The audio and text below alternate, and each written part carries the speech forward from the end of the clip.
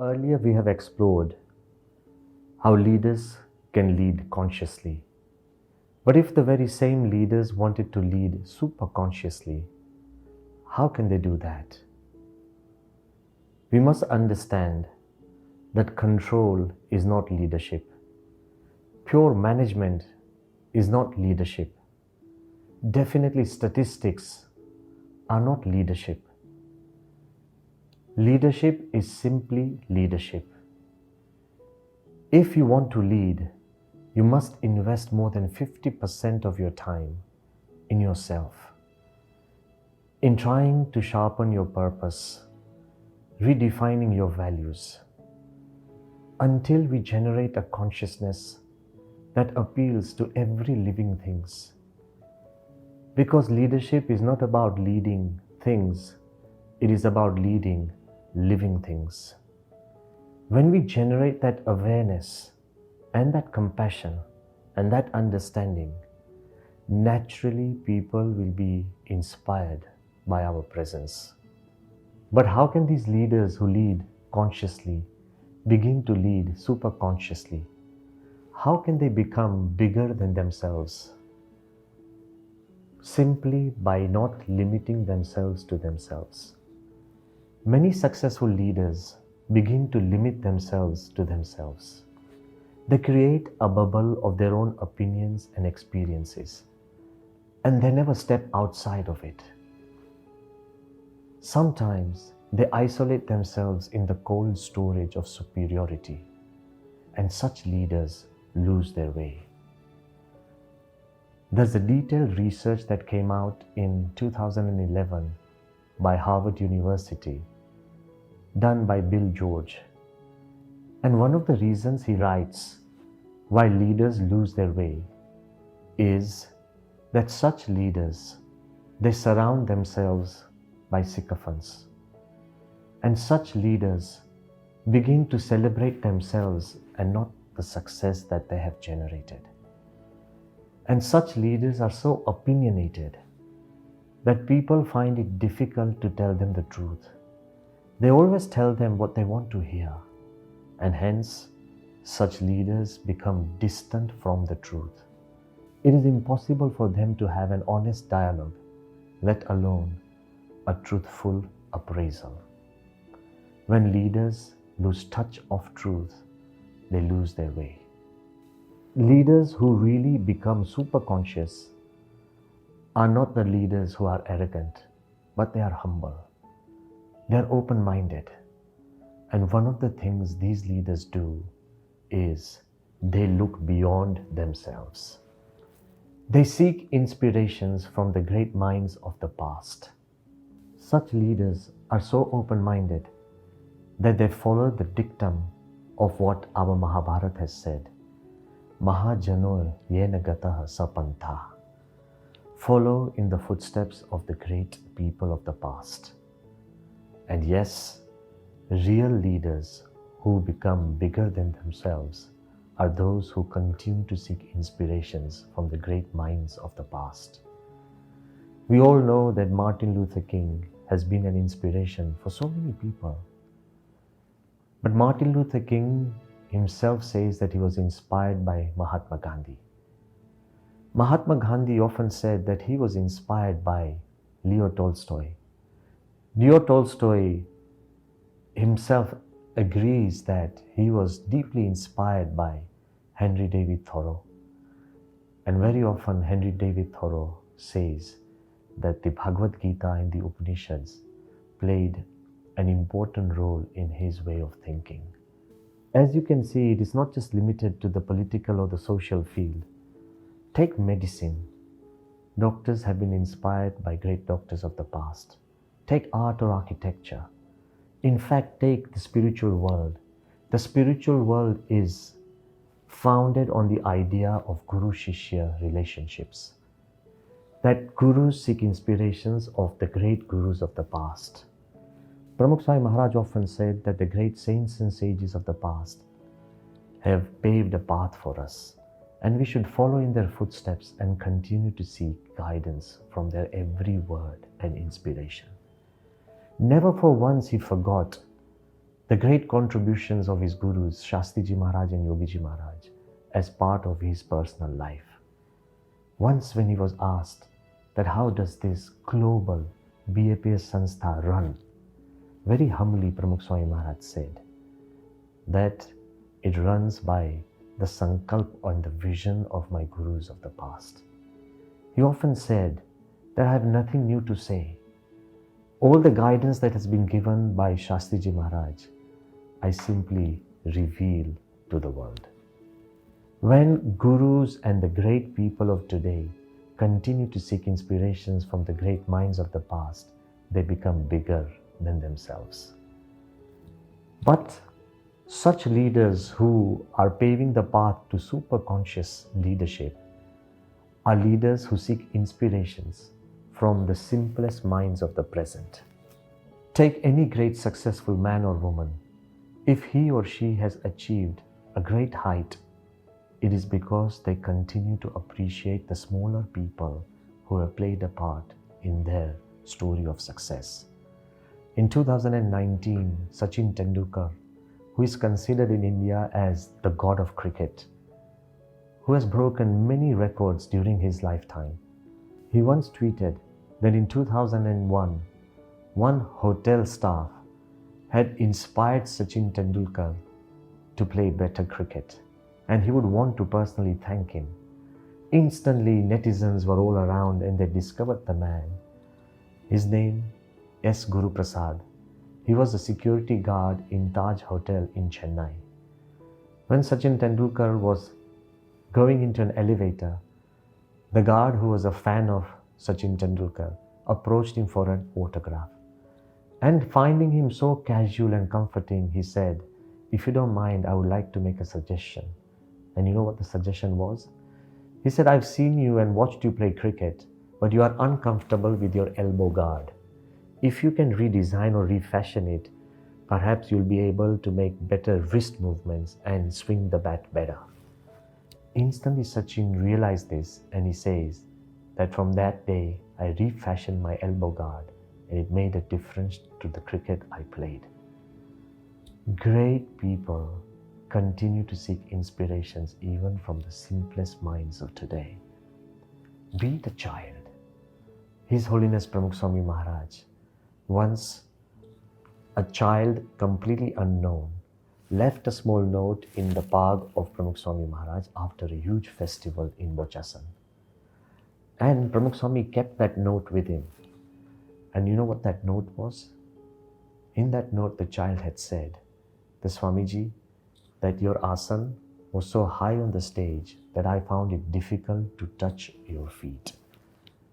Pramukh Swami took that note and placed it in the main trustee ward and a trustees meeting in Bochasan. And then said that make sure after a festival, my asan is always as low as possible so even a child can reach me and I can reach him. Even a child can be an inspiration to an institution so vast and big. I remember in Ahmedabad once, one postcard arrived from a complete stranger. And Pramukh Swami gave that postcard to the sadhus and said that he has an issue, why don't you solve it?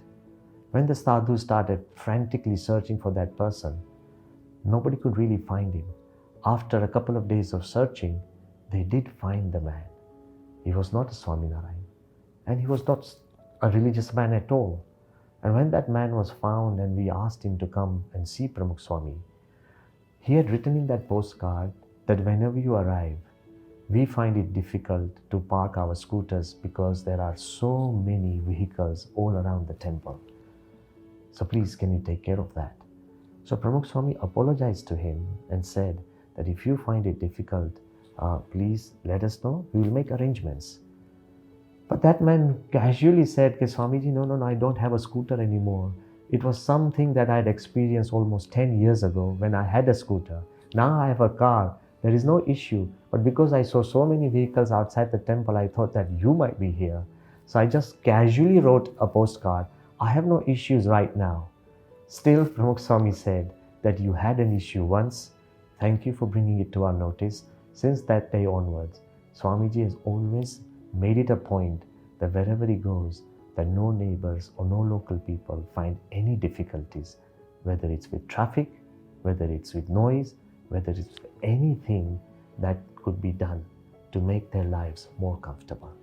So even a child's plea or a simple postcard from a stranger is enough to initiate a change in an institution led by a great leader, because such leaders are super conscious.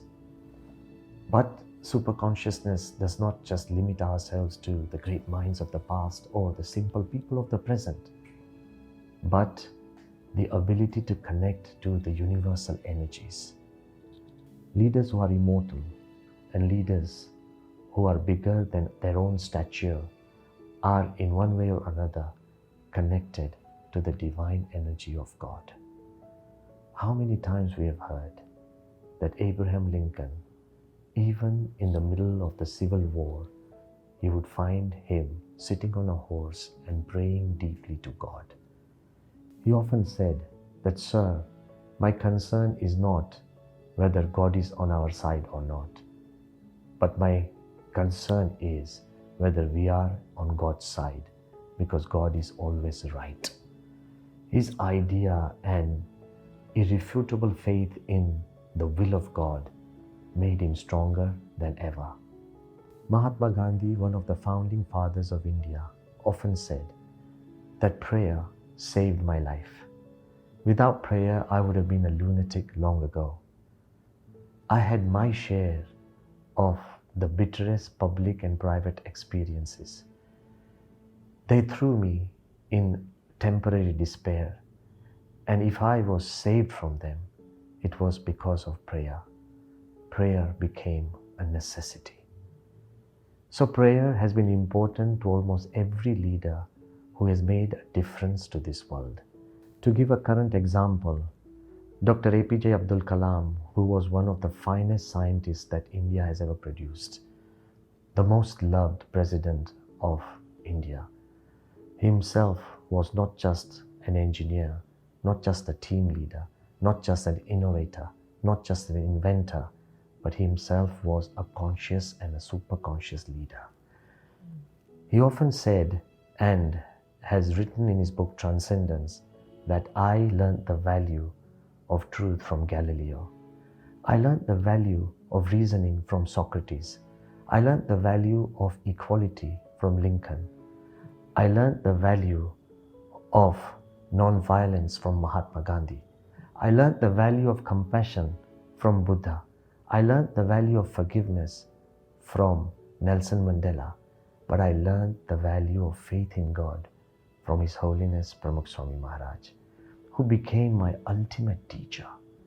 It was during 2001 when Dr. APJ Abdul Kalam, as the Chief Scientific Advisor to the Prime Minister of India, came to meet His Holiness Pramukh Swami Maharaj.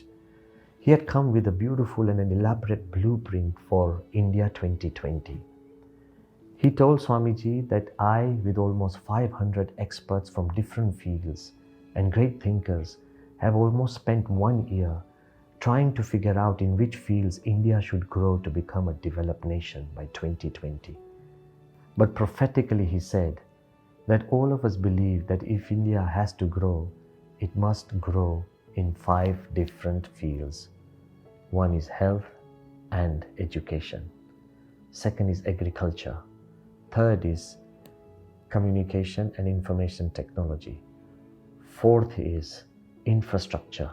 And fifth is critical technology like genetic engineering, medical technology, nanotechnology. As you can see, year 2020 literally focused on these 5 areas. Well, health became important, education of our children became more important, IT and communication kept us linked together as a global family, infrastructure for transferring medicines and all these people and everything became very important. And of course, agriculture, so far as organic food is concerned, has suddenly taken, the highest importance in our lives. And also critical technology, the ability to create vaccines, genetic engineering, ability to keep ourselves safe. So ultimately, all those 5 fields have really grown in importance. But Pramukh Swami Maharaj told him in his Gujarati While Dr. Kalam presented everything, Swami said, Dr. Kalam, something is missing. And curiously and a little suspiciously, he looked up at Swami and Swami said, please tell Dr. Kalam કે કંઈક ખૂટે છે. આ પાંચમાં એક છઠ્ઠું ઉમેરો. Add a sixth field, faith in God. Without faith in God, how will we produce people who are morally upright and spiritually bright? Without having a nation full of people who have character and caliber, infrastructure alone will not be able to create a great nation.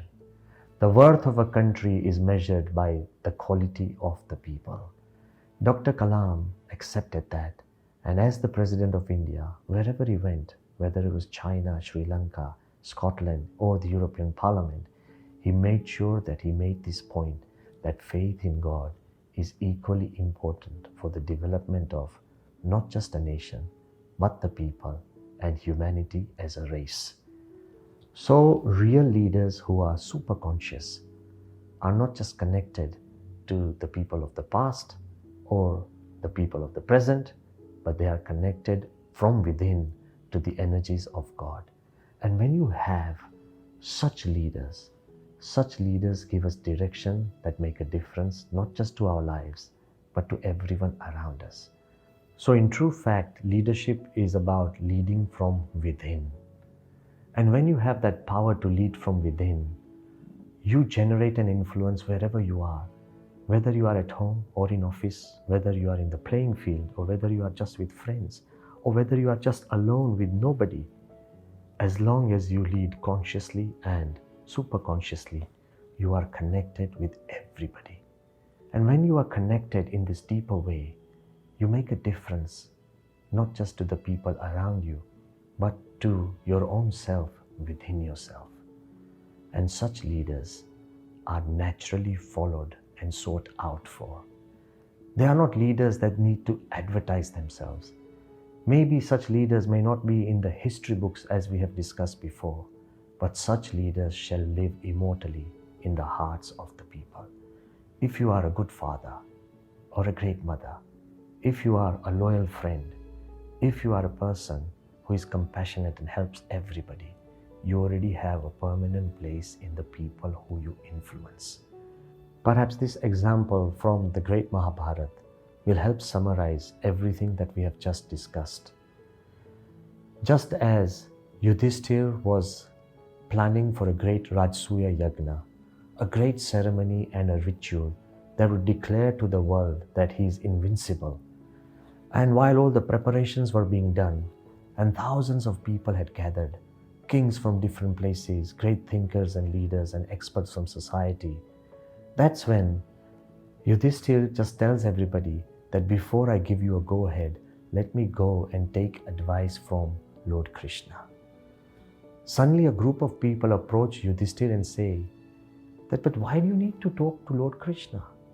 Because in the scheme of the entire war, Krishna did not have a title or a position. He was a simple charioteer.